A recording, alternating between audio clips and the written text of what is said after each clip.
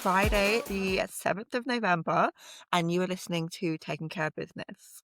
So earlier on in the week, I spoke about Kimberly Clark's offer to acquire Kenvue to diversify and expand its portfolio. So touching on that, I highlighted the banking sector's consolidation trend from Virgin Money's acquisition of Nationwide to more traditional lenders snapping up fintechs to stay competitive. So today we are turning to a financial services CEO taking a very different approach. Wells Fargo Chief Executive Charlie Scharf has made it clear that the bank is not chasing mergers and acquisitions.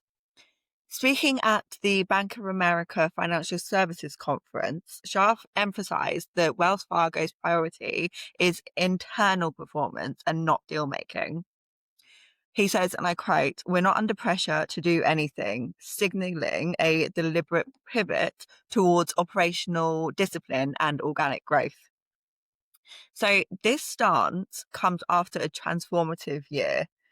The Federal Reserve recently lifted the $1.95 trillion asset cap imposed following Wells Fargo's 2016 fake account scandal, which quite possibly shaped the bank's strategy for almost a decade.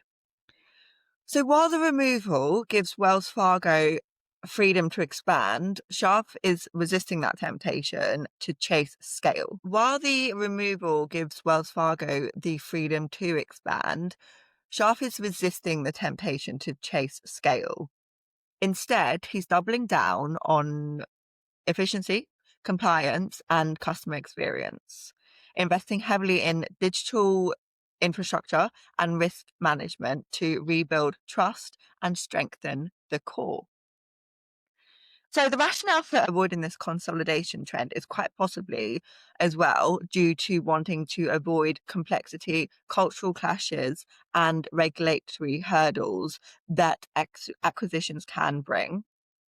So at a time when Wells Fargo is still working to prove its governance credentials, it's understandable that Scharf would steer clear of these risks. And by resisting M&A, the bank sends a strong signal to regulators and shareholders that reform remains the top priority. And as one analysis put it, they are choosing to fix the foundation before building higher. So Scharf's strategy also reflects a broader trend. The era of bigger is better in banking is fading. Integration risks, regulatory scrutiny, and fintech competition are pushing CEOs to prioritize agility over empire building. So for Wells Fargo, that means streamlining operations, leveraging AI to cut bureaucracy, and redeploying talent to higher value work, all while targeting best in class returns across its core businesses. So, what's the key takeaway here? In a market obsessed with scale, Scharf is betting on stability.